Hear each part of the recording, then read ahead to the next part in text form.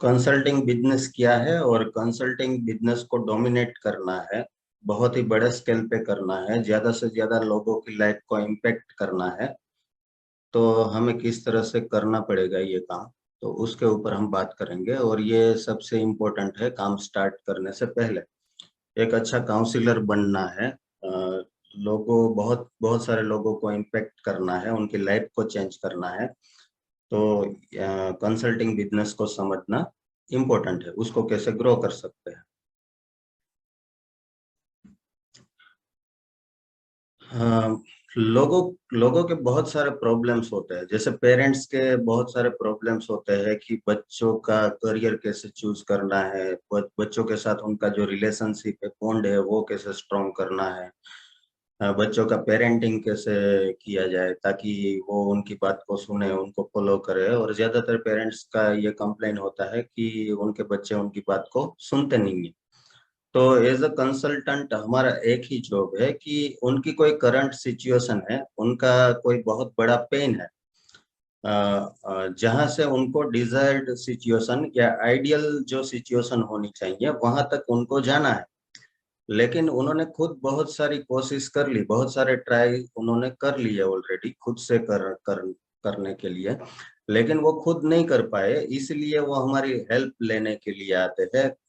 As a consultant हम उनको कोई ऐसा रास्ता दिखाए, ऐसी कोई स्ट्रेटेजी दे ताकि वो अपने करंट सिचुएशन से डिजायर्ड सिचुएशन तक इजीली वो पहुंच पाए। तो हमारा एक ही जॉब है as a consultant, as a counsellor, कि उनका जो भी पेन है, उनका जो भी करंट सिचुएशन है, वहां से उनको डिजायर्ड सिचुएशन तक हम उनको लेके जाए।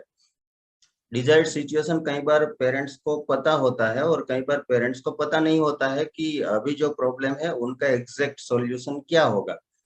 और जो पेरेंट्स को पता होता है उनके पास स्ट्रेटेजी नहीं होती है कि उनको एक्चुअल में प्रॉब्लम क्या है वो भी समझ में आ रहा है और उसका सॉल्यूशन क्या हो सकता है, आइडियल कंडीशन क्या हो सकती है वो भी समझ में आ रहा है।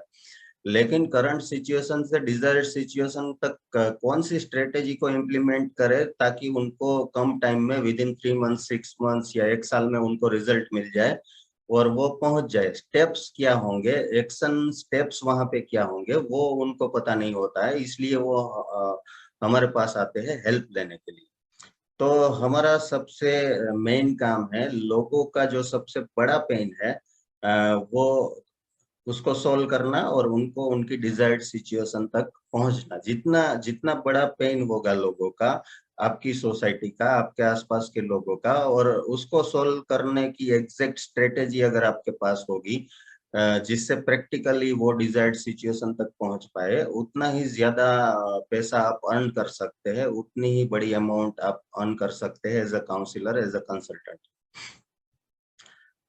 How to know you are a good counsellor, तो हम अच्छे काउंसलर है वो कैसे पता कर सकते हैं। तो हम जो भी स्ट्रेटेजी वहां पे दे रहे हैं, करियर को चूज करने के रिलेटेड हो या रिलेशनशिप इंप्रूव करने के रिलेटेड हो या कुछ भी उनके प्रॉब्लम्स के रिलेटेड जो भी स्ट्रेटेजी दे रहे हैं, तो उसके जरिए जो ट्रांसफॉर्मेशन हो रहा है वो दूसरे लोग जो सजेस्ट कर रहे हैं उससे बेटर है। हमारा जो मार्केट में दूसरे लोग बहुत सारे हमारे आसपास काम कर रहे हैं, उससे अगर वो ट्रांसफॉर्मेशन बेटर है तो एट द एंड आप अच्छे काउंसलर साबित होंगे और आपका एक अच्छा इमेज क्रिएट होगा, एक अच्छा ब्रांड वैल्यू क्रिएट होगा मार्केट में। आप जो भी ट्रांसफॉर्मेशन सजेस्ट कर रहे हो वो फास्टर है, कम टाइम में उससे रिजल्ट मिल रहा है। दूसरे लोग जो सजेस्ट कर रहे हैं उससे कम टाइम में आप ऐसी स्ट्रेटेजी बना के दे रहे हो जिससे आपके पेरेंट्स को और स्टूडेंट को रिजल्ट मिल जाए। तो भी आप अच्छे काउंसलर साबित होंगे और अच्छा इम्पैक्ट आप क्रिएट कर पाएंगे। और जो भी आप ट्रांसफॉर्मेशन दे रहे हो वो लंबे समय तक चलने वाला ट्रांसफॉर्मेशन है, ये भी आपको चेक करना है कि लोग उसको फॉलो कर पाएंगे और लंबे समय तक फॉलो करके उसको विजडम में कन्वर्ट कर पाएंगे या उसको इंटरनलाइज कर पाएंगे कि नहीं कर पाएंगे। तो हमारे जो भी रिमेडीज होंगे वो इजी होने चाहिए, इम्प्लीमेंटेबल होने चाहिए, वो इजीली एक्शन स्टेप में वो कन्वर्ट कर पाए, उसको फॉलो कर पाए, इस टाइप के होने चाहिए ताकि वो उसको इम्प्लीमेंट कर पाए लंबे समय तक। और लंबे समय तक इम्प्लीमेंट कर पाएंगे तो ही उसको रिजल्ट में कन्वर्ट कर पाएंगे या परमानेंट रिजल्ट्स तो ही वो क्रिएट कर पाएंगे। तो ये 3 चीजें हमें लगातार चेक करनी है कि ट्रांसफॉर्मेशन दूसरे लोगों से हम कैसे बेटर बनाए, कैसे उसको फास्टर बनाए और लंबे समय तक लोग उसको फॉलो कर पाए, हमारे साथ रहकर, हमारे साथ कनेक्ट होकर लंबे समय तक हमें फॉलो कर पाए, उस तरह से कैसे हम उनको स्ट्रेटेजी बना के दे सकते हैं, ये हमें चेक करना है। हाउ विल यू प्रोग्रेस, ये स्लाइड सबसे इम्पोर्टेंट है। रिच और पुअर लोगों के बीच में डिफरेंस क्या है, अगर ये स्लाइड समझ लिया तो बिल्कुल क्लियर हो जाएगा कहाँ पे हम गलती कर रहे हैं। पुअर पुअर पीपल है वो क्या गलती कर रहे हैं और रिच पीपल है वो किस तरह से काम कर रहे हैं, क्या गलती वो नहीं कर रहे जिसकी वजह से वो ज्यादा सक्सेसफुल है। तो ये सबसे इम्पोर्टेंट स्लाइड है, so please listen to it very carefully. मैं अभी जो बताने जा रहा हूँ, यहाँ पे 3 अलग अलग इमेज आपको दिख रहा है स्लाइड। एक बेसिक है, एक एडवांस्ड है और एक प्रीमियम। तो सारे लोग जब अपने जर्नी की शुरुआत करते हैं तो बेसिक मॉडल से वो स्टार्ट करते हैं। उनके पास ना तो अच्छे टूल्स होते हैं, ना अच्छे रिसोर्सेस होते हैं। जैसे ये बेसिक बोट आपको यहाँ पे दिख रही है, जहाँ पे कुछ भी नहीं है, कोई मशीन लगा हुआ नहीं है, सिर्फ हाथों से वो बोट ऑपरेट हो रही है और बहुत सारे लोग इसमें बैठ भी नहीं सकते हैं ठीक तरह से। इस टाइप की बेसिक बोट होती है सारे लोगों के पास। जितने भी मल्टीनेशनल कंपनीज आपको दिख रही है, चाहे फेसबुक की बात करें, चाहे माइक्रोसॉफ्ट की बात करें, चाहे एप्पल की बात करें, उसमें से बहुत सारी कंपनियां ऐसी है जो गैरेज में उन लोगों ने अपनी कंपनी की शुरुआत की थी। उनके पास कोई जगह भी नहीं थी स्टार्ट करने की। तो आप अगर उनकी हिस्ट्री देखें कि किस तरह से उन्होंने शुरुआत की थी और बाद में स्टेप बाय स्टेप ग्रो करके वो किस तरह से यहाँ तक पहुंचे 15 या 20 सालों में। तो ज्यादातर लोगों ने गैरेज में स्टार्ट किया था या 10 बाय 10 फीट की छोटी जगह से स्टार्ट किया था। मार्क जुकरबर्ग की अगर बात करें तो उन्होंने जब फेसबुक स्टार्ट किया था तो उनका एक ही पेन था कि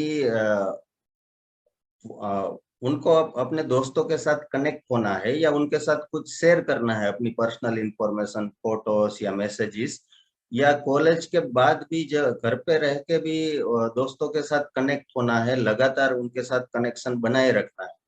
तो उसके पास कोई जरिया नहीं था मार्क जुकरबर्ग के पास, तो इसीलिए उन्होंने एक छोटा सा, बहुत छोटे स्केल पे एक ऐसा एप्लीकेशन बनाया ताकि वो अपने दोस्तों के साथ वो कनेक्ट हो।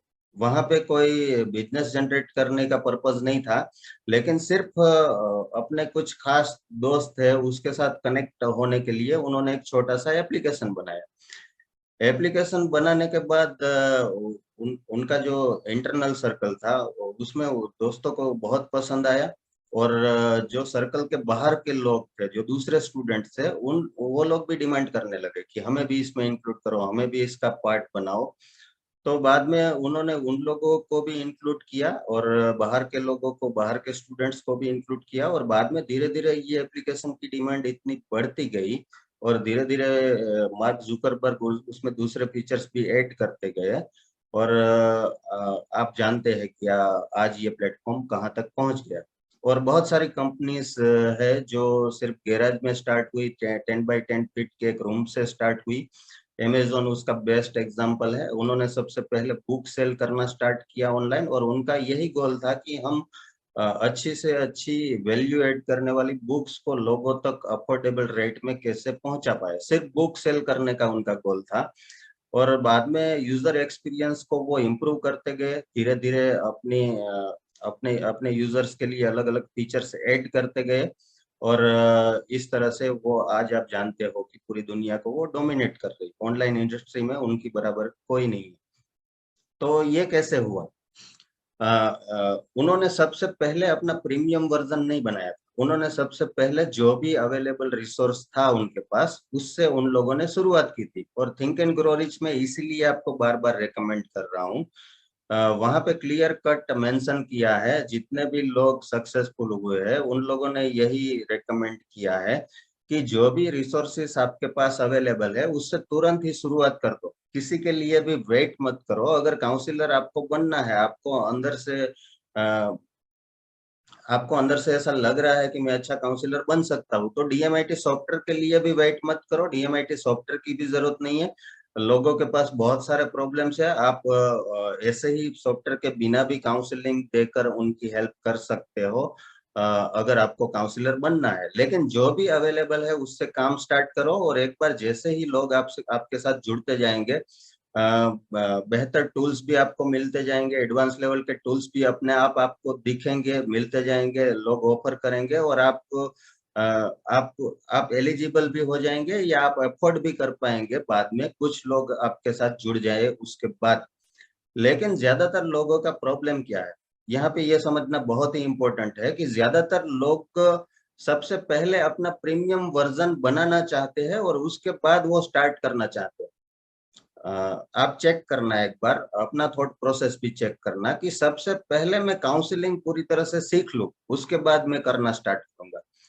तो ये अप्रोच ऐसा है कि मैं पहले प्रीमियम वर्जन अपना बना लूं, बाद में मैं काम स्टार्ट करूंगा।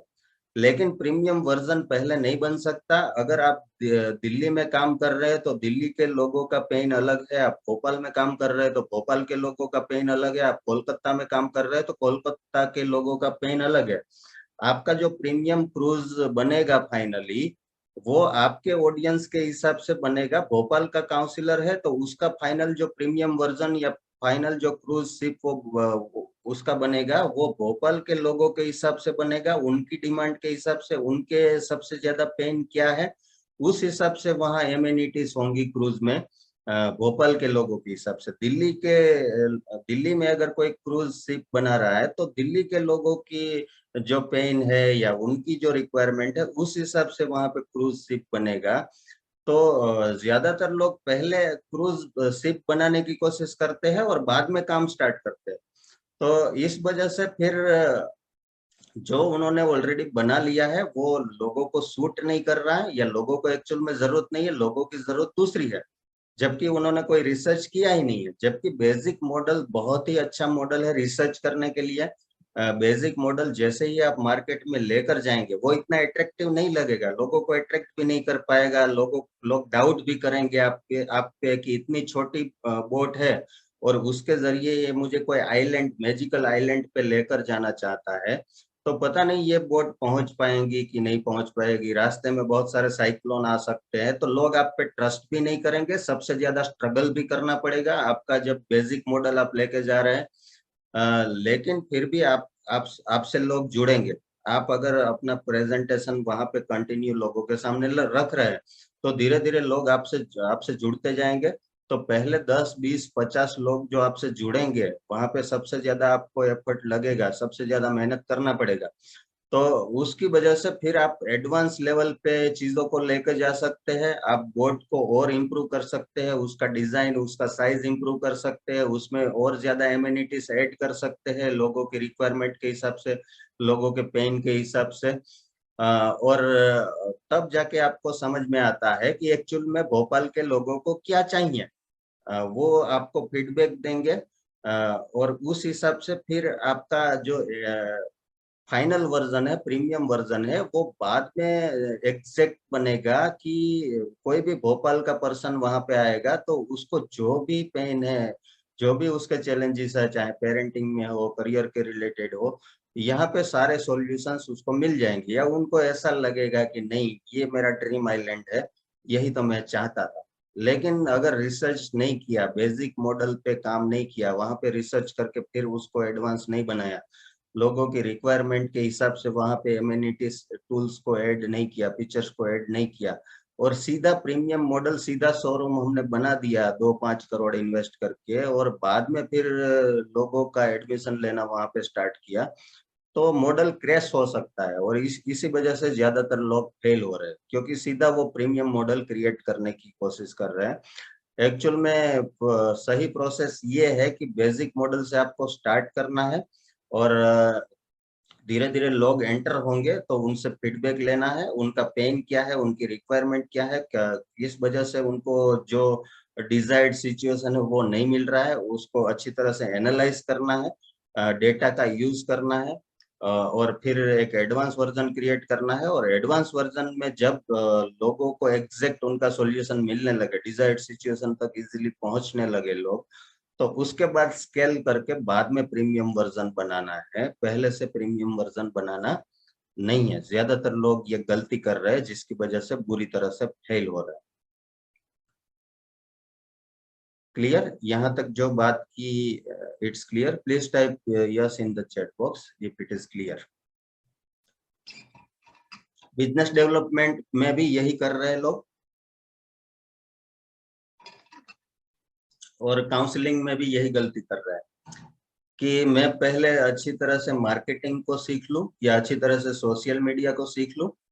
अच्छी तरह से सीखने की जरूरत नहीं है। मैं पहले मेरा प्रेजेंटेशन परफेक्ट कर लूं, उसके बाद मैं उसको डिलीवर करना स्टार्ट करूंगा। परफेक्ट तभी होगा जब आप एक्शन मोड में आएंगे, जब आप एक्शन लेंगे, आप पहली बार प्रेजेंटेशन देंगे, तब आपको समझ में आएगा कि मेरा कौन सा पार्ट में सही डिलीवर कर रहा हूँ, कहाँ पे मैं कॉन्फिडेंटली डिलीवर कर रहा हूँ, कौन से पार्ट में मैं अच्छी तरह से डिलीवर नहीं कर पा रहा हूँ, कहाँ पे मेरा कॉन्फिडेंस कम हो रहा है डिलीवर करने में। तो वो प्रेजेंटेशन देने के बाद में ही आपको समझ में आएगा, है ना। स्विमिंग अगर सीखना है तो हमें पानी में उतरना ही पड़ेगा। चाहे कितना भी आप बुक्स पढ़ लो स्विमिंग के रिलेटेड, तो आप स्विमिंग नहीं सीख सकते।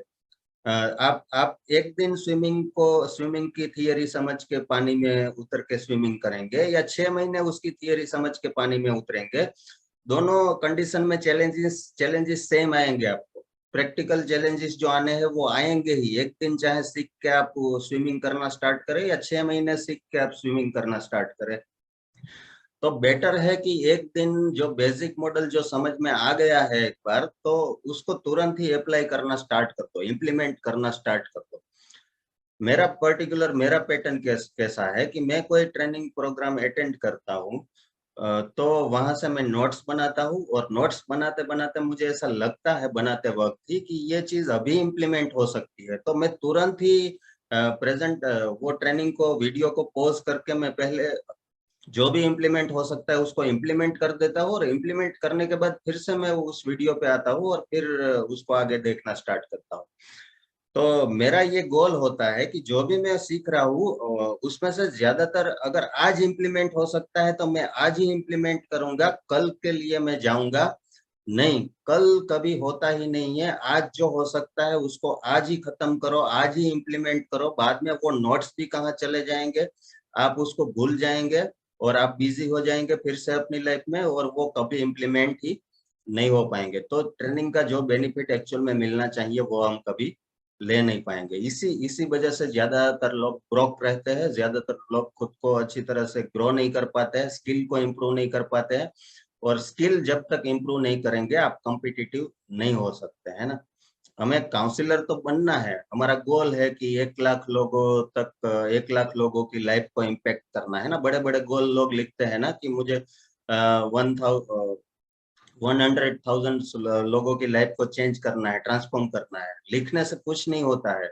एक्चुअल में हमारे पास स्ट्रेटेजी भी होनी चाहिए। अगर लोगों की लाइफ को ट्रांसफॉर्म करना है तो सही में ट्रांसफॉर्म करने की स्ट्रेटेजी होनी चाहिए। सिर्फ बोलने से कुछ नहीं होगा। सिर्फ डीएमआईटी रिपोर्ट लोगों के सामने रख देने से उनकी लाइफ चेंज नहीं होगी। एज ए काउंसलर हमें खुद को चेंज करना पड़ेगा। अगर लोगों को चेंज करना है तो पहले तो हमें खुद को ट्रांसफॉर्म करना पड़ेगा, क्योंकि हम लोगों को सजेस्ट कर रहे हैं कि आप खुद को चेंज करो, लेकिन हम कितना चेंज कर रहे हैं वो पहले हमें चेक करना है। सो बेसिक बोट बनाना है, धीरे धीरे एडवांस लेवल की बोट बनेगी, और एक टाइम ऐसा आएगा कि प्रीमियम बोट आपके पास बन जाएगी। लेकिन वो काम करते करते ही बनेगी, वो लोगों की रिक्वायरमेंट समझते समझते ही बनेगी। पहले से प्रीमियम वर्जन बनाने जाएंगे तो आप फेल हो जाएंगे, और ज्यादातर लोग हो रहे हैं फेल इसी वजह से। Optimising versus repairing. Optimising is continuous improvement of something from scratch, जो हमने ऑलरेडी बात की। रिपेयरिंग का मतलब है फिक्सिंग ऑफ समथिंग ब्रोकन।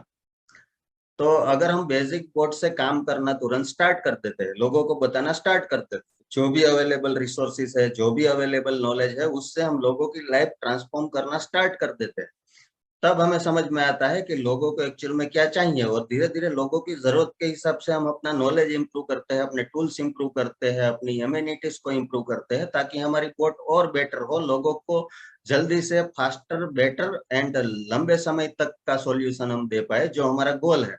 इसलिए हम बोट्स को अलग अलग तरीके से इंप्रूव करते हैं, ऑप्टिमाइज करते हैं उसको।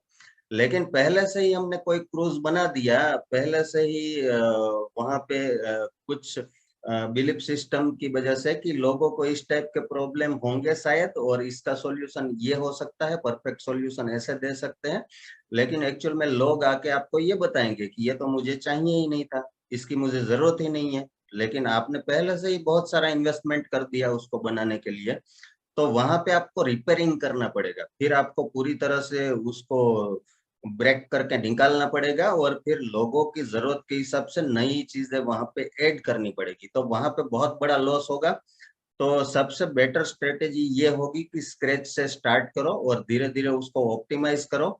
लेकिन काम करते करते ही ऑप्टिमाइज होगी चीजें, अगर काम नहीं करेंगे तो कुछ ऑप्टिमाइजेशन नहीं होगा। चाहे थियरी को आप 6 महीने तक पढ़ लो, 6 साल तक पढ़ लो, या लाइफ टाइम के लिए पढ़ लो, जब तक प्रैक्टिकल इम्प्लीमेंट नहीं करेंगे आप ऑप्टिमाइज नहीं कर पाएंगे। तो ऑप्टिमाइज करने के लिए थियरी को तुरंत ही अप्लाई करना है, ताकि आप उसको ऑप्टिमाइज करके धीरे धीरे आगे बढ़े। ना कि कंप्लेन करना है कि मेरे पास शोरूम नहीं है, मेरे पास ये नहीं है, पैसे नहीं है इन्वेस्ट करने के लिए।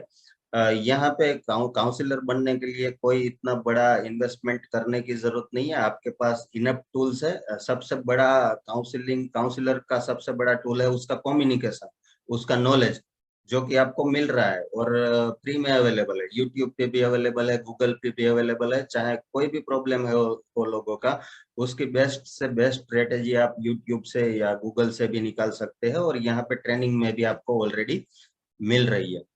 सो we need to become optimising consultant और काउंसलर, नॉट रिपेयरिंग कंसल्टेंट, है ना। हमें ऑप्टिमाइज करना है चीजों को, स्क्रैच से स्टार्ट करना है, ऑप्टिमाइज करके धीरे धीरे यहाँ तक पहुंचना है, जो कि मैंने भी किया था। और मुझे भी पता है कि एक पुअर पीपल का माइंड क्या होता है, क्योंकि मेरा माइंड भी उसी तरह से काम करता था पहले। और रिच पीपल का माइंड क्या होता है, और वो माइंड सेट क्रिएट करने के बाद लाइफ कैसे चेंज होती है, ये मैंने अपनी लाइफ के जरिए देखा है, मैंने एक्सपीरियंस किया है। और इसलिए मैं इतना फोकस कर रहा हूँ, और इसलिए मैं आपको प्रेशर कर रहा हूँ कि माइंड सेट चेंज करना सबसे इम्पोर्टेंट है। और कोई भी ट्रेनिंग आप अटेंड करो, चाहे आप कोई भी सेल्फ डेवलपमेंट की या दूसरी ट्रेनिंग अटेंड करेंगे, तो सबसे पहले माइंड सेट पे, बिलीफ्स पे बात होगी, और बाद में ही टूल्स को कैसे यूज करना है, फीचर्स को कैसे यूज करना है, उसकी बात होगी। क्योंकि माइंड सेट है वो हमारा बेस है। So how to optimise? Simple, focus on the boat, है ना। ऑप्टिमाइज करने के लिए बोट पे फोकस करो, make the boat as attractive as possible. उसका डिजाइन को ऑप्टिमाइज करने की कोशिश करो, यूजर एक्सपीरियंस को ऑप्टिमाइज करने की कोशिश करो। वहां पे ज्यादा से ज्यादा एमिनिटीज या बोनसेस कैसे ऐड कर सकते हो, और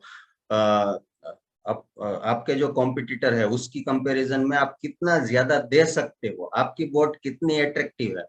कोई भी रियल एस्टेट एस्टेट का कोई कंस्ट्रक्शन आपके आसपास चल रहा है, तो वहां पे वो ज्यादा से ज्यादा एमिनिटीज देने की कोशिश करते हैं ना, ताकि लोग ज्यादा से ज्यादा अट्रैक्ट हो, लोग उनका प्रोडक्ट तुरंत परचेज कर ले। तो जितने ज्यादा बोनसेस, जितने ज्यादा फैसिलिटीज, जितने ज्यादा ट्रेनिंग्स आप वहां पे अवेलेबल करवाओगे एक ही पैकेज में, उतने ही लोग ज्यादा अट्रैक्ट होंगे आपके बोर्ड से, और वो चाहेंगे कि आपके बोर्ड के जरिए वो ड्रीम आइलैंड तक वो पहुंचे।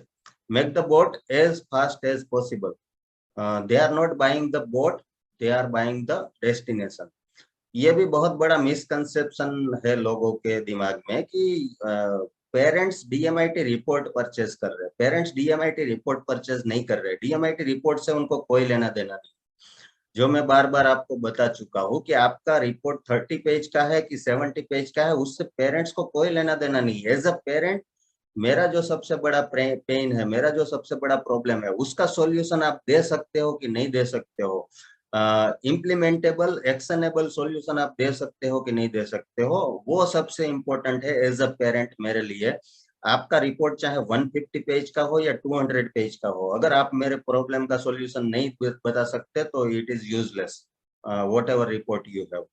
तो रिपोर्ट यहाँ पे इम्पोर्टेंट नहीं है, रिपोर्ट के ग्राफिक्स इम्पोर्टेंट नहीं है, लेकिन उनका प्रैक्टिकल प्रॉब्लम समझ के उनको सही स्ट्रेटेजी देना, सॉल्यूशन प्रोवाइड करना, ताकि वो अपने डिजायर्ड सिचुएशन तक, एक ड्रीम आइलैंड तक वो पहुंच पाए उनके बच्चे के साथ, और जल्दी से जल्दी कैसे पहुंच पाए। तो बोट बोट में पहले कोई मशीन नहीं था, बोट को ऐसे ही हम चला रहे थे, बेसिक बोट को। बाद में हम बोट में धीरे धीरे दूसरी एम्यूनिटीज, दूसरे टूल्स वहां पे ऐड करके उसको, उसकी स्पीड को और फास्ट कर सकते हैं, ताकि फीचर्स ऐड करके हम लोगों को जल्दी से जल्दी उनके डिजायर्ड सिचुएशन तक पहुंचा पाए। Make your boat affordable, not cheap. ये सबसे इम्पोर्टेंट है समझना कि बोट को अफोर्डेबल बनाना है, लेकिन चीप नहीं बनाना है। चीप का मतलब क्या हुआ कि हम मान लीजिए डीएमआईटी रिपोर्ट लेकर मार्केट में गए और हमने 5000 रुपीज में डीएमआईटी रिपोर्ट को पिच करना स्टार्ट किया कि हमारा रेट 5000, और हमारा रिपोर्ट सेल नहीं हुआ। और हमने ये ऑब्जर्व किया कि दूसरे लोग 2000 में या 3000 में सेल कर रहे हैं, तो शायद उनका काम वहां पे हो रहा है, वो उन लोगों को सेल मिल रहा है, लेकिन हम 5000 में सेल कर रहे हैं, इसलिए हमारा रिपोर्ट सेल नहीं हो रहा है। तो हमने डिसाइड किया कि हम भी 2000 में सेल करेंगे, और 2000 में सेल करने का डिसाइड किया, और 2000 में हम सेल कर रहे हैं, हमने उसका रेट कम किया। इस वजह से हमने माइंड में ऐसा सोचा कि रेट हमने कम किया है तो हमें ज्यादा सर्विस देने की जरूरत नहीं है। ये नॉर्मली थॉट प्रोसेस होता है कि 2000 में मैं कितना सर्विस दूंगा, है ना। ये सब सारे लोगों के दिमाग में क्वेश्चन होता है, और आप लोग भी जो लोग ये ट्रेनिंग को अटेंड कर रहे हैं, उन लोगों को भी यही लग रहा है कि मैं वन टाइम पेमेंट लेकर इतनी ज्यादा सर्विसेज, इतने ज्यादा टूल्स, इतनी ज्यादा ट्रेनिंग्स कैसे अवेलेबल करवा पा रहा हूँ लाइफ टाइम। तो इम्पॉसिबल लग रहा है ना, लेकिन इम्पॉसिबल नहीं है, क्योंकि आपने ये बिजनेस मॉडल को अभी तक पूरी तरह से समझा ही नहीं, इसलिए आपको इम्पॉसिबल लगता है।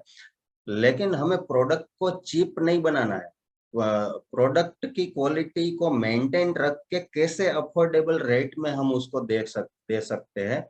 मैकडोनाल्ड को आप चेक करो, मैकडोनाल्ड में जो बर्गर मिल रहा है ना, उसमें जो उनके इनिशियल जो वर्जन होते हैं एक बर्गर के, उसमें वो ऐसा अफोर्डेबल, एक तो वहां पे एक दो पीस ऐसा रखते हैं बर्गर के, एक दो आइटम्स ऐसा रखते हैं कि सारे लोग उसको अफोर्ड कर पाए। और वो जो मार्केट में दूसरे बर्गर्स बर्गर्स मिल रहे हैं, रोड पे मिल रहे हैं, उससे भी वो कॉम्पिटिटिव प्राइस उसमें रखते हैं, ज्यादा से ज्यादा वहां पे लोगों को देने की कोशिश करते हैं। एक दो आइटम ऐसे रखते हैं, वो क्यों रखते हैं? क्योंकि वो चाहते हैं कि ज्यादा से ज्यादा लोग एक बार उसको टेस्ट करें। एक बार अगर उन्होंने टेस्ट कर लिया और उनको समझ में आया कि क्या यहाँ पे क्वालिटी है, क्या स्टैंडर्ड है, क्या एनवायरनमेंट ये लोग प्रोवाइड कर रहे हैं, तो बाद में वो जो एक्सपेंसिव बर्गर है वो भी परचेस करने के लिए रेडी हो जाएंगे, क्योंकि उनको समझ में आ गया है कि वैल्यू, यहाँ पे जो हम इन्वेस्ट कर रहे हैं उसकी वैल्यू हमें ज्यादा मिल रही है मार्केट में दूसरी जगह से। तो एक ऐसा अफोर्डेबल वर्जन भी आप रखो ट्रेनिंग का कि लोग आपको एक बार टेस्ट कर पाए। एक बार टेस्ट किया, उनको समझ में आ गया कि यहाँ पे क्या वैल्यू क्रिएट हो रही है, यहाँ पे कौन से लेवल की ट्रेनिंग मिल रही है, क्या फीचर्स है, और किस तरह से लोगों को सपोर्ट किया जा रहा है। तो बाद में एक्सपेंसिव आपके कोई प्रोडक्ट है तो वो भी इजीली लोग आपसे ही लेंगे, कहीं पे भी वो जाएंगे नहीं। लेकिन आपको ऐसा टेस्टिंग वाला एक प्रोडक्ट रखना चाहिए। वो चीप नहीं होना चाहिए, चीप मतलब क्वालिटी कहीं से भी उसकी कम नहीं होनी चाहिए, क्वालिटी उसकी और अच्छी होनी चाहिए, लेकिन वो ज्यादा से ज्यादा लोग टेस्ट कर पाए, ऐसा कुछ आपके पास होना चाहिए, ताकि लोग एक बार आपकी क्वालिटी टेस्ट करें, और बाद में वो क्वालिटी टेस्ट करने के बाद वो कॉन्फिडेंट हो जाएंगे ज्यादा इन्वेस्ट करने के लिए, और क्वालिटी टेस्ट करने के बाद ही वो कॉन्फिडेंस आएगा। और वो मार्केटिंग सिस्टम में हम पूरी तरह से डिटेल में उसका स्ट्रेटेजी बना रहे हैं ना, जो आगे और डिटेल में हम बनाने वाले हैं इसी ट्रेनिंग पार्ट में। Just a moment.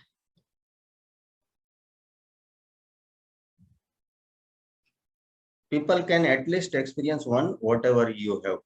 तो ये 3 चीजें हमें ध्यान में रखनी है कि ऑप्टिमाइज करने के लिए ये 3 चीजें हमें करनी पड़ेगी, ताकि दूसरे लोग जो काम कर रहे हैं मार्केट में, 50 और काउंसलर भी आपके आपके आसपास काम कर रहे हैं, लेकिन आपको कुछ डिफरेंस वहां पे क्रिएट करना पड़ेगा उनके बीच में और आपके बीच में।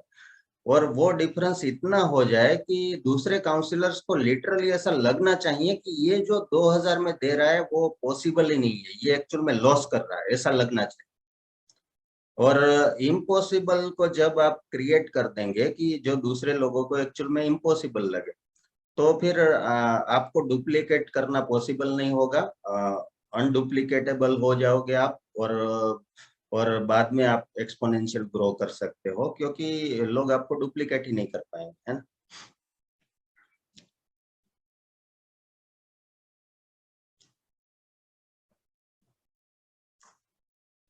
What do all counselors do? Jump on the hottest source of traffic every month.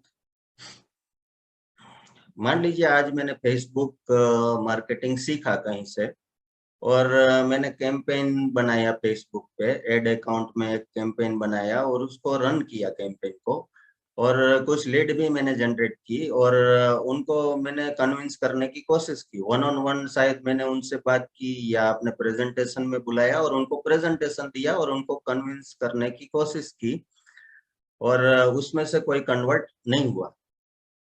और फिर दूसरी बार मैंने ट्राई की, दूसरी बार मैंने मोटिवेट होकर फिर से कैंपेन रन किया और फिर कोई कन्वर्ट नहीं हुआ, मुझे इतना कन्वर्जन नहीं मिला इनिशियल स्टेज में।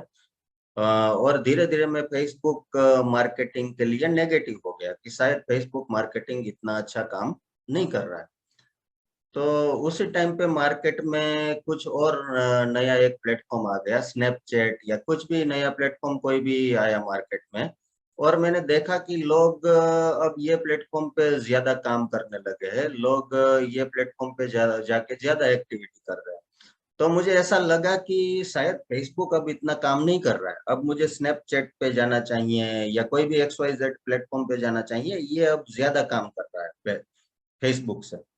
तो मैं उस प्लेटफॉर्म पे चला गया, मैंने वहां पे थोड़ी कोशिश की, वहां पे फिर से मैंने लीड जनरेट की, फिर से लोगों को कन्विंस करने की कोशिश की, वहां पे भी मुझे कोई इतना अच्छा बिजनेस नहीं मिला। और थर्ड मंथ कोई तीसरा प्लेटफॉर्म आ गया मार्केट में डेली एवरी मंथ बहुत सारे नए प्लेटफॉर्म्स आ रहे हैं, इतना तेजी से सोशल मीडिया ग्रो हो रहा है, बहुत सारे मैसेंजर्स के भी प्लेटफॉर्म आ रहे हैं, सोशल मीडिया के भी प्लेटफॉर्म आ रहे हैं। तो हमें ऐसा लगता है कि पुराना प्लेटफॉर्म अब काम नहीं कर रहा है, हम नए प्लेटफॉर्म पे जाएंगे तो इजीली हमारा बिजनेस होने लगेगा, और every with in a month और 2 और 3 मंथ्स हम अपना प्लेटफॉर्म चेंज कर रहे हैं, ट्रैफिक को टारगेट करने का प्लेटफॉर्म चेंज कर रहे हैं, जिसकी वजह से हम कोई एक प्लेटफॉर्म को मास्टर नहीं कर पा रहे हैं, हम एक्सपर्ट नहीं बन पा रहे हैं, कोई एक चीज, एक सोशल मीडिया पे कैसे काम करना है, कैसे वहां पे बड़े स्केल पे बिजनेस करना है, उसको उसको हम नहीं समझ पा रहे हैं, जिसकी वजह से हमें जो रिजल्ट चाहिए वो नहीं मिल पा रहे हैं। कभी हमारा मन हुआ तो हमने टेम्पलेट डिस्ट्रीब्यूट कर दिया, कभी बहुत मन हुआ तो हमने न्यूज़पेपर में ऐड दे दिया, लेकिन कोई लॉन्ग टर्म हमारे पास स्ट्रेटेजी नहीं है काम करने के रिलेटेड, या हमें कॉन्फिडेंस भी नहीं है, क्योंकि हम ऊपर ऊपर से चेक कर रहे हैं, एक दो बार चेक करके हम उसको रिजेक्ट कर रहे हैं, जबकि हम उसको प्रैक्टिस करके मास्टर नहीं कर रहे, जिसकी वजह से हमें रिजल्ट नहीं मिल रहा है। या तो लीड जनरेशन में प्रॉब्लम हो रहा है, या हम जो लीड जनरेट कर हो रही है उसको कन्वर्ट नहीं कर पा रहे, ये हमारा प्रॉब्लम हो रहा है, जो हमने आगे भी ऑलरेडी डिस्कस हम कर चुके हैं।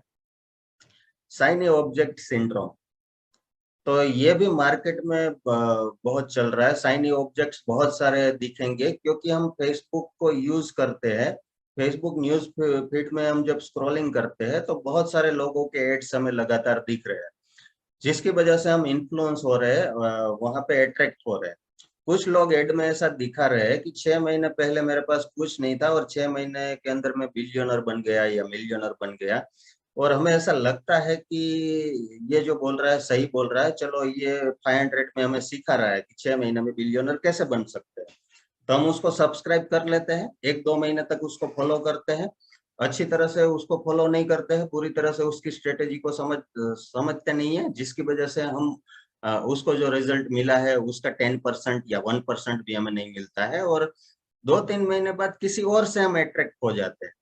उसी तरह से किसी और का हमें न्यूज फीड में ऐड दिखता है, और हमें लगता है कि वो जो बात कर रहा था पहले, जो मैंने परचेस किया था 500 का कोर्स, शायद वो स्ट्रेटेजी मेरे लिए नहीं बनी, या शायद मेरे सिटी में मेरे लोग हैं वो समझ नहीं पा रहे वो स्ट्रेटेजी। तो ये जो दूसरी स्ट्रेटेजी यहाँ पे जो बता रहा है कोई दूसरा ट्रेनर, ये शायद ज्यादा मेरे लिए काम करेगी, तो फिर मैं उसको परचेस कर लेता हूँ। फिर every with in a month और 2 और 3 मंथ फिर मैं किसी और को फॉलो करने लगता हूँ। तो हम 2-3 महीने में अपने मेंटर्स को चेंज कर रहे हैं, अपने टीचर्स को चेंज कर रहे हैं। तो इस तरह से आप लगातार अलग अलग लोगों की स्ट्रेटेजी को इम्प्लीमेंट करेंगे तो आप कंफ्यूज हो जाएंगे। इससे बेटर है कि एक ही पर्सन को फॉलो करो और लंबे समय तक उसको फॉलो करो, ब्लाइंडली फॉलो करो, अपना दिमाग बीच में मत लगाओ। अपना जो पुराना बिलीफ सिस्टम है उसको छोड़ के उसको कंटिन्यू फॉलो करो, ताकि एक्चुअल में वो स्ट्रेटेजी काम कैसे कर रही है वो आपको समझ में आए। सिर्फ 1-2 बार इम्प्लीमेंट करने से, ऊपर ऊपर से देखने से आप उसका कहने का क्या मतलब है और डिटेल में किस तरह से वो काम कर रही है वो आपको समझ में नहीं आएगा। तो शाइनी ऑब्जेक्ट सिंड्रोम से बचना है, जो कि बहुत ही मुश्किल है, क्योंकि बहुत सारे लोग इतना प्रमोशन कर रहे हैं, इतना लाउड है एनवायरनमेंट अपने आसपास का सोशल मीडिया का। तो इससे बचना बहुत ही जरूरी है। किसी एक स्ट्रेटेजी को फॉलो करो, उसको मास्टर करो। सारी स्ट्रेटेजी सही है, कोई गलत नहीं है। सारे लोग जो पैसे कमा रहे हैं, बिलियनर मिलियनर बन रहे हैं, सारे लोग सही है। लेकिन आप 2-2 3-3 महीने में अपनी स्ट्रेटेजी चेंज करेंगे, काम करने का तरीका चेंज करेंगे, तो आप एंड तक, डेस्टिनेशन तक नहीं पहुंच पाएंगे। तो स्ट्रेटेजी चेंज नहीं करना है, एंड डेस्टिनेशन चेंज नहीं करना है, लेकिन वहां पे टूल्स हम चेंज कर सकते हैं। अगर एक टूल से हमें रिजल्ट नहीं मिला तो दूसरा टूल चेंज कर सकते हैं, लेकिन स्ट्रेटेजी वही होनी चाहिए। एक बार जो हमने डिसाइड किया, तो डिसीजन लेने में टाइम लगाओ तो उसका कोई प्रॉब्लम नहीं है, लेकिन बार बार उसको चेंज मत करो। फोकस ऑन एवरीथिंग, सारी चीजों पे फोकस कर रहे हैं। ज्यादातर लोग क्या कर रहे हैं कि फेसबुक में भी प्रमोट कर रहे हैं, गूगल पे भी प्रमोट कर रहे हैं, यूट्यूब पे भी प्रमोट कर रहे हैं, दूसरे 1-2 प्लेटफॉर्म है उस पे भी प्रमोट कर रहे हैं। सभी जगह अपना प्रमोशन कर रहे हैं, लेकिन किसी भी प्लेटफॉर्म पे उसकी एक्सपर्टीज नहीं है। तो एक प्लेटफॉर्म कोई भी आप चूज करो और उसमें एक्सपर्ट लेवल तक खुद को लेके जाओ। वो प्लेटफॉर्म पे सारी चीजों की एक्सपर्टीज आपके पास होनी चाहिए, कि कहाँ से एग्जैक्ट रिजल्ट कैसे निकल सकता है। डिटेल में पूरी तरह से वो प्लेटफॉर्म सीखना है। मैं एक ही प्लेटफॉर्म का यूज कर रहा हूँ, फेसबुक। फेसबुक और इंस्टाग्राम को मैं यूज कर रहा हूँ, लेकिन मैं एक्सपर्ट हूँ उसका, मैं किसी को भी सिखा सकता हूँ। कोरोना से पहले फेसबुक में कभी ओपन भी नहीं करता था, 6 महीने में कभी एक बार ओपन करता था, बहुत जरूरत पड़ती थी तब ओपन करता था। लेकिन कोरोना के बाद मैंने डिसाइड किया कि मैं फेसबुक को मास्टर करूंगा, और मैंने पूरी तरह से रात दिन एक कर दिया, बहुत मेहनत की, बहुत हार्ड वर्क किया। जो भी बेस्ट अवेलेबल दुनिया में कोर्सेज है फेसबुक के रिलेटेड, इंडियन ट्रेनर्स के कोचेस है या इंटरनेशनल ट्रेनिंग अवेलेबल है फेसबुक पे, वो सारी ट्रेनिंग्स मेरे पास है, मेरे लैपटॉप में है। मैंने सबको सब्सक्राइब करके रखा है, और बस एक ही गोल था कि फेसबुक को मास्टर करना है, और उसकी वजह से ही मैं इतना रेवेन्यू जनरेट कर पाया। और आज की डेट में भी मुझे कोई प्रॉब्लम नहीं है फेसबुक इंस्टाग्राम से बिजनेस जनरेट करने में, मैं कर पा रहा हूँ, इजीली हो रहा है। अभी तक मैंने दूसरे प्लेटफॉर्म को एक्सप्लोर नहीं किया है, लेकिन अब करने वाला हूँ। लेकिन एक लेवल तक आप पहुंच जाओ, एक प्लेटफॉर्म में आप स्टेबल हो जाओ, ऑटो पायलट वहां पे सारी चीजें होने लगे, बाद में आप दूसरे प्लेटफॉर्म पे जाओ। सारी चीजों को एक साथ मत करो। एक साथ करने से कहीं पे भी फोकस नहीं रहता है, और किसी में भी आप एक्सपर्ट नहीं बन पाते। लिव इन केओस, इसी की वजह से केओस क्रिएट हो रहा है, इसी की वजह से हम स्टेबल नहीं हो पा रहे हैं। हैव नो सिस्टम, कोई काम करने का सिस्टम नहीं है। आज अगर मूड हो गया तो मैंने टेम्पलेट डिस्ट्रीब्यूट कर दिया, फिर 2 महीने तक वैसे ही सब चलता रहा। फिर मेरा मूड हो गया तो फिर मैंने टेम्पलेट डिस्ट्रीब्यूट कर दिए या न्यूज़पेपर में ऐड कर दिया। कोई लाइफ में कोई डिसिप्लिन नहीं है। प्रमोशन करने के रिलेटेड कोई डिसिप्लिन्ड एक्टिविटी हम नहीं कर रहे हैं, जिसकी वजह से हमें बिजनेस नहीं मिल रहा है, जिसकी वजह से हम ब्रोक है, जिसकी वजह से बैंक अकाउंट में कुछ भी नहीं है, सिर्फ ईएमआई पे कर पा रहे हैं और कुछ वहां पे नहीं है extra. What you need to focus on, तो फोकस कहाँ पे करना है, स्किल्स को इम्प्रूव करना है। अगर मार्केटिंग में आप फेल हो रहे हैं, लीड जनरेशन में फेल हो रहे हैं, तो लीड जनरेशन स्किल्स अपनी इम्प्रूव करो।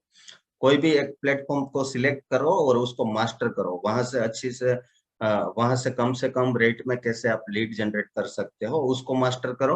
लीड जनरेशन को मास्टर कर लिया, उसके बाद लीड्स को कैसे कन्वर्ट करना है उसको मास्टर करो। ये दोनों स्किल्स लर्नेबल स्किल है, लेकिन ज्यादातर लोग इसको इग्नोर कर रहे हैं और जिसकी वजह से वो ब्रोक है अपनी लाइफ में, वो रेवेन्यू जनरेट नहीं कर पा रहे। तो स्किल इंप्रूव करने पे फोकस करना है, सिस्टम को इंप्रूव करने पे फोकस करना है। ऑटोमेशन भी हम सीखेंगे, ऑटोमेशन को भी हम पूरी तरह से डिटेल में देखेंगे इस in this part of training. तो ऑटोमेशन को अप्लाई करके कम से कम टाइम में ज्यादा से ज्यादा आउटपुट कैसे लाना है, तो वो भी हमें सीखना है। मैं दिखाऊंगा कि मैं कैसे काम करता हूँ, अभी किस तरह से काम हो रहा है, वो पूरा मैं आपको दिखाऊंगा प्लेटफॉर्म, और वहां पे ऑटोमाइज किस तरह से कर रहे हैं, आप भी कैसे कर सकते हो, वो सारी चीजें हम सीखेंगे। इम्प्रूव योर सराउंडिंग्स, आपका सराउंडिंग एनवायरनमेंट कैसा है ये भी बहुत मैटर करता है, आप किसके साथ अपना टाइम स्पेंड कर रहे हो। एक्चुअल में उनका नॉलेज आपसे ज्यादा है या उनका नॉलेज आपसे कम है, उनका बिलीफ सिस्टम आपको पीछे लेकर जा रहा है या आपको आगे लेकर जा रहा है, उनके उनके साथ टाइम स्पेंड करने से आप मोटिवेट हो रहे हो या डीमोटिवेट हो रहे हो, तो ये चेक करना भी इम्पोर्टेंट है। काइजन मॉडल बहुत ही फेमस मॉडल है, और ये मॉडल को समझ लिया और इस पे अगर हमने काम करना स्टार्ट किया, तो विद इन अ ईयर आप अपना इनकम लिटरली डबल कर सकते हो। किस तरह से डबल कर सकते हो, एज अ काउंसलर ये मॉडल समझना हमारे लिए बहुत ही इम्पोर्टेंट है। हाई इनकम स्किल्स, तो यहाँ पे 3C आपको दिख रहे हैं सबसे ऊपर, हाई इनकम स्किल्स। काइजन ये जापानीज वर्ड वर्ड वर्ड है और उसका मतलब है small progress every day. Kaizen का मीनिंग ये होता है, तो डेली हमें काम करना पड़ेगा, डेली हमें स्किल्स पे काम करना पड़ेगा, टूल्स पे काम करना पड़ेगा, हम जो डिलीवर कर रहे हैं उस पे काम करना पड़ेगा।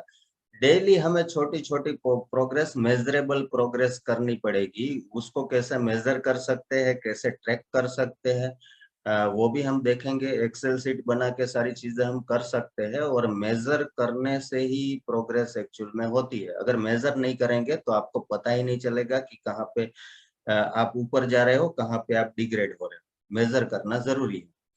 तो हाई इनकम स्किल्स कौन सी है, as a counsellor, as a counsellor आपको कौन सी स्किल इंप्रूव करनी पड़ेगी ताकि आपके बैंक अकाउंट में ज्यादा से ज्यादा पैसा आए। एक तो कॉपी राइटिंग आपको सीखना पड़ेगा, क्लोजिंग स्किल्स आपको डेवलप करनी पड़ेगी, और कम्युनिकेशन इंप्रूव करना पड़ेगा। ये 3C आपको इंप्रूव करने पड़ेंगे। ये 3 स्किल्स आपके पास होनी ही चाहिए, और आपको लगातार इस पे काम करना ही चाहिए, इसको लगातार इम्प्रूव करना ही चाहिए अगर आपको एज अ काउंसलर बहुत बड़ा काम करना है। कॉपी राइटिंग के रिलेटेड मान लीजिए कोई बुक पढ़ ली कि वर्ड्स को कैसे यूज करना है, लैंग्वेज को कैसे यूज करना है लोगों को अट्रैक्ट करने के लिए, क्लोजिंग में लैंग्वेज का क्या यूज होता है, क्लोजिंग में किस टाइप के वर्ड्स होते हैं, वहां पे कॉपी राइटिंग का कैसे यूज करना है, क्लोजिंग के क्या क्या एलिमेंट्स होते हैं, पहले क्या बताना है, बीच में क्या बताना है, एंड में क्या बताना है। तो क्लोजिंग का भी पूरा एक स्ट्रक्चर होता है, डिफाइंड लर्नेबल स्किल है, साइंटिफिक वे है क्लोजिंग का भी। तो ये भी हमें सीखना पड़ेगा। अगर क्लोजिंग में हम खुद ही एक्सपर्ट नहीं है तो हम काउंसलिंग कैसे कॉन्फिडेंटली कर पाएंगे, लोगों को कैसे अ, हम खुद ही पैसे नहीं कमा पा रहे, हम खुद ही 6 फिगर पर मंथ जाने में स्ट्रगल हम कर रहे हैं, तो हम एज अ काउंसलर लोगों को उनकी लाइफ में कैसे सक्सेसफुल होना है उसके लिए हम काउंसलिंग कर रहे हैं। एक्चुअल में हम खुद ही सक्सेसफुल नहीं है, तो वहां पे लोगों को कैसे हम गाइड कर सकते हैं कि आप इस तरह से सक्सेसफुल हो सकते हो। पहले तो आपको खुद रोल मॉडल बनना पड़ेगा ना। आपका बिजनेस 6 फिगर होना चाहिए, कम से कम आपकी पर मंथ इनकम 6 फिगर में होनी चाहिए, तो ही आप आपके अंदर वो कॉन्फिडेंस आएगा, आपके वाइब्रेशंस इस टाइप के होंगे कि लोगों को आप टच कर पाएंगे, बाहर से नहीं अंदर से भी आप टच कर पाएंगे, और लोग तभी आपको फॉलो करेंगे। वरना आप ऊपर ऊपर से बात करेंगे तो लोगों को समझ में आ जाएगा कि एक्चुअल में इसको कॉन्फिडेंस नहीं है। लोग आपके वाइब्रेशंस को कैच कर लेंगे, उनका सबकॉन्शियस माइंड सब कुछ समझ जाएगा। तो आपको लगातार अपने कॉपी राइटिंग में काम करना है, क्लोजिंग पे काम करना है और कम्युनिकेशन पे काम करना है। उसके रिलेटेड बुक्स भी आप पढ़ सकते हैं, बहुत सारे ट्रेनिंग्स भी अवेलेबल है, अफोर्डेबल रेट्स में अवेलेबल है। कोरोना के बाद सबसे ज्यादा सबसे पॉजिटिव चीज यही हुई है मार्केट में कि जितनी भी ट्रेनिंग्स जितने भी अलग अलग स्किल्स के रिलेटेड ट्रेनिंग्स है वो अफोर्डेबल रेट में भी अवेलेबल है। अगर ज्यादा इन्वेस्ट करने का आपके पास इन्वेस्टमेंट करने का फंड नहीं है तो आप कम इन्वेस्टमेंट में भी कोई भी स्किल सीख सकते हो। बुक्स भी अवेलेबल है, ट्रेनिंग्स भी अवेलेबल है, कोचेस बेस्ट से बेस्ट ट्रेनर्स अवेलेबल है, लेकिन इस पे हमें काम करना पड़ेगा। High income system, high income system क्या है? तो creation, capturing and convey. Create कैसे करना है? कोई कोई भी सोशल मीडिया पे मुझे बहुत बड़े स्केल पे इम्पैक्ट क्रिएट करना है, तो कैसे कैंपेन क्रिएट करना है, कैसे लंबे समय तक उसको रन करना है, कैसे कंटिन्यू रन करना है, तो उसकी एक सिस्टम होनी चाहिए मेरे पास। जैसे मैंने बात की कि मुझे कोई दूसरे प्लेटफॉर्म पे जाने की जरूरत नहीं है, फेसबुक इंस्टाग्राम को मैंने मास्टर कर लिया है। तो लाइफ लॉन्ग जब तक फेसबुक इंस्टाग्राम जिंदा है तब तक मैं उससे बिजनेस कर सकता हूँ, चाहे मैं कोई और प्लेटफॉर्म पे काम करूँ या ना करूँ, कोई फर्क नहीं पड़ता है मुझसे। और अनलिमिटेड बिजनेस है, अनलिमिटेड पोटेंशियल है। नेचर में सारी चीजें अनलिमिटेड है, हमें लगता है कि सब कुछ लिमिटेड है। ये माइंडसेट गलत है, ये बिलीफ सिस्टम गलत है, वो भी चेंज करना पड़ेगा। तो कैसे क्रिएट करना है इस तरह से अपना मूवमेंट, और वहां पे लोगों को अट्रैक्ट करके कैप्चर कैसे करना है, लोगों को कैप्चर करके कन्वर्ट करके फिर उनको कन्वे कैसे करना है, सही तरीके से अपना मैसेज कैसे कन्वे करना है ताकि लोग आपको फॉलो करें। तो ये 3 C को भी हमें इम्प्रूव करना पड़ेगा अगर एज अ काउंसलर हमें बहुत बड़ा काम करना है। क्रिएट कैसे करना है, कैप्चर कैसे करना है और कन्वे कैसे करना है। और at the end high high income surrounding, हमारा सराउंडिंग भी ऐसा होना चाहिए कि वहां से हमें मोटिवेशन मिले। अगर हम ह्यूमन बीइंग्स है तो पॉजिटिव नेगेटिव इमोशंस हमारे अंदर क्रिएट होंगे, सबके अंदर होते हैं, मेरे अंदर भी होते हैं, मैं भी फेल होता हूँ, मैं भी सक्सेसफुल होता हूँ। कोई दिन ऐसा भी होता है कि जब मैं जो एक्सपेक्ट करता हूँ उस एक्सपेक्टेशन के हिसाब से मुझे रिजल्ट नहीं मिलते हैं, तो मैं भी नेगेटिव फील करता हूँ। लेकिन आपका सराउंडिंग ऐसा होना चाहिए कि तुरंत ही आपको वहां से पॉजिटिव ऐसा कुछ मिल जाए मोटिवेशन कि आप तुरंत ही वहां से बाहर निकल निकल आओ। नेगेटिव पॉजिटिव फीलिंग्स आएंगे, हम ह्यूमन बीइंग्स है, लेकिन जो सक्सेसफुल लोग होते हैं, जो मिलियनर्स होते हैं, वो नेगेटिव इमोशंस से तुरंत बाहर आ जाते हैं, ज्यादा देर तक वहां पे रहते नहीं है। विद इन 5 मिनट्स या ½ आवर वो बाहर निकल के फिर से अपना रूटीन वर्क करना स्टार्ट करते थे। और अनसक्सेसफुल और पुअर पीपल होते हैं, वो कोई भी एक नेगेटिव एक्सपीरियंस को लगातार दोहराते रहते हैं, लोगों के सामने बताते रहते हैं, अपने अंदर भी वो दोहराते रहते हैं 2 दिन, 5 दिन, एक हफ्ते तक, और उसी में वो अपना टाइम वेस्ट कर देते हैं। जबकि उसको दोहराने से कुछ नहीं होगा, उस पर काम करना पड़ेगा, उसको अटैक करना पड़ेगा। कोई पर्टिकुलर प्रॉब्लम है, उसको इग्नोर करने से या उसको बार बार रिपीट करने से सॉल्व नहीं होगा। एक्चुअल में कौन सा एक्सपर्ट अवेलेबल है जिसकी सर्विस हम ले सकते हैं, वो सर्च करना पड़ेगा। कौन सी बुक्स अवेलेबल है ये प्रॉब्लम सॉल्व करने के लिए, वो सर्च करना पड़ेगा। और वहां स्ट्रेटेजी एग्जैक्ट दी गई है, अगर आपको प्रॉब्लम को जीरो करना है, वो स्ट्रेटेजी को फॉलो करके उस प्रॉब्लम को जीरो करना पड़ेगा। उसको इग्नोर करने से वो और बड़ा होता जाएगा, और एक दिन ऐसा आएगा कि आपके पास कोई ऑप्शन नहीं होगा, आपको काम करना ही पड़ेगा। तो इससे अच्छा है वो छोटे स्केल पे है, तभी उसको जीरो कर दिया जाए। और मेरा काम करने का तरीका यही है, जब भी कोई छोटा चैलेंज आता है तो मैं देखता हूँ कि किस तरह से ये सोल्व हो सकता है, और तुरंत ही प्रैक्टिकल इम्प्लीमेंटेबल जो भी स्ट्रेटेजी हो सकती है उसको इम्प्लीमेंट करके मैं उसको सोल्व कर देता हूँ। उसको बड़े लेवल पे नहीं लेके जाता। चाहे मुझे फैमिली के रिलेटेड कोई प्रॉब्लम हो, पर्सनल प्रॉब्लम्स हो, या बिजनेस के रिलेटेड कोई प्रॉब्लम हो, तो मेरा यही मैकेनिज्म है सोल्व करने का। तो अगर ऐसा ऐसा ऐसा माइंडसेट आपको भी बनाना है तो आपका सराउंडिंग कैसा है वो आपको चेक करना पड़ेगा। जो पहले भी मैंने बताया कि आप किसके साथ टाइम स्पेंड कर रहे हो, आपके कोचेस कौन है, एक्चुअल में आपके पास कोई कोच है कि नहीं है, आपका कोई मेंटर है कि नहीं है, किसी को आप फॉलो कर रहे हो कि नहीं कर रहे हो। अगर ज्यादातर लोग 30+ या 40 को क्रॉस कर चुके हैं, लेकिन अभी तक हम मिलियनर नहीं बने हैं, अभी तक बिजनेस जनरेट करने का कॉन्फिडेंस हमें नहीं आया है, तो उसका सीधा मतलब ये है कि हमारा जो बिलीफ सिस्टम है या हम जो कुछ भी सीखे हैं वो इनफ नहीं है, कहीं पे हम लैकिंग कर रहे हैं। या कोई बिलीफ सिस्टम की वजह से हम रेवेन्यू जनरेट नहीं कर पा रहे, कंटिन्यू नहीं कर पा रहे, प्रिडिक्टेबल कंसिस्टेंटली उसको नहीं कर पा रहे हैं।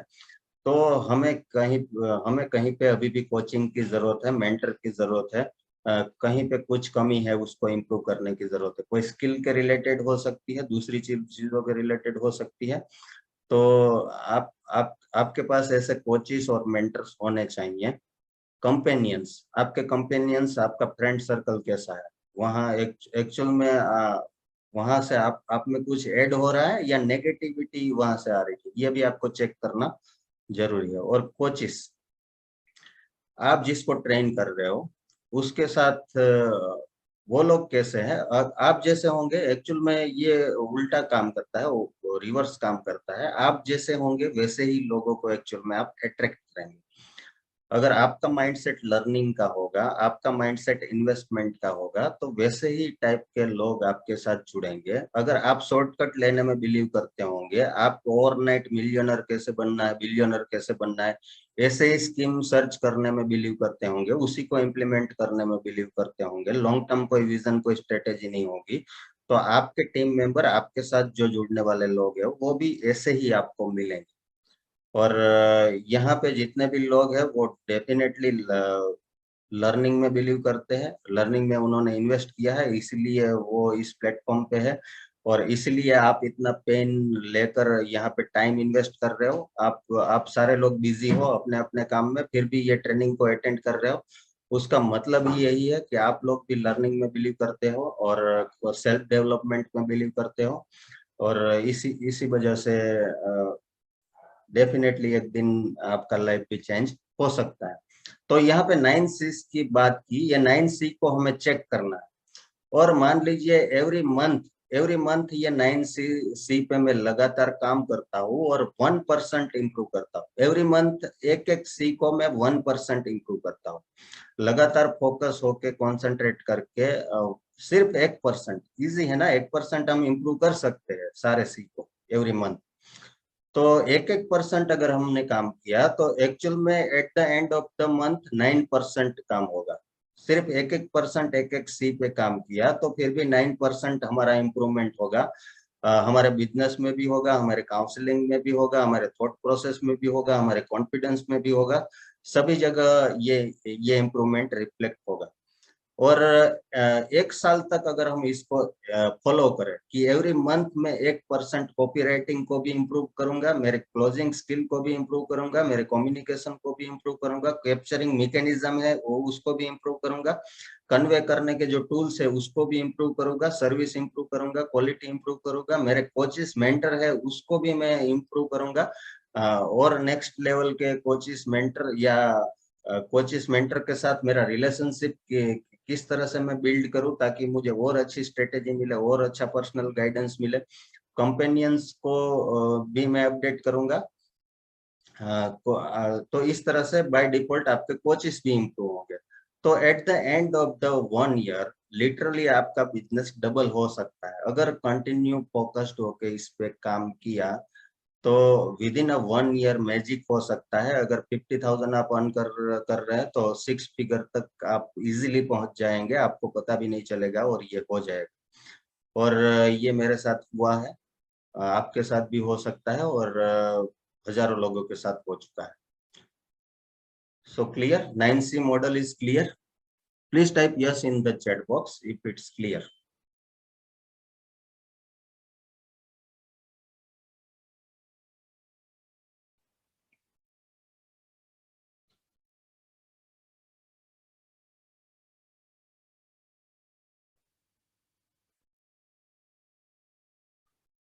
Okay, thank you all. Thank you. So, what was your biggest learning till now? Do you have something to act upon? अभी तक जो हमने बात की, आज के सेशन में जो बात की माइंडसेट के रिलेटेड या कंसल्टिंग बिजनेस के रिलेटेड या एज अ काउंसलर हमें कैसे स्टार्ट करना है और कैसे ऑप्टिमाइज करना है चीजों को, और 9C पे कैसे क्यों फोकस करना है, और 9C को धीरे धीरे कैसे ऑप्टिमाइज करना है, कैसे इम्प्रूव करना है। 1% की मैं बात कर रहा हूँ, उसका मीनिंग है हम स्टेप बाय स्टेप ऑप्टिमाइज करेंगे। 1% के लिए कोई बुक भी पढ़ सकते हैं, कोई उसका एक चैप्टर पढ़ के उससे कोई स्ट्रेटेजी समझ के इम्प्लीमेंट करके हम 1% वहां पे इम्प्रूव कर सकते हैं। क्लोजिंग के रिलेटेड, कम्युनिकेशन के रिलेटेड, टूल्स के रिलेटेड, सर्विस के रिलेटेड। तो क्या लर्निंग रहा, प्लीज टाइप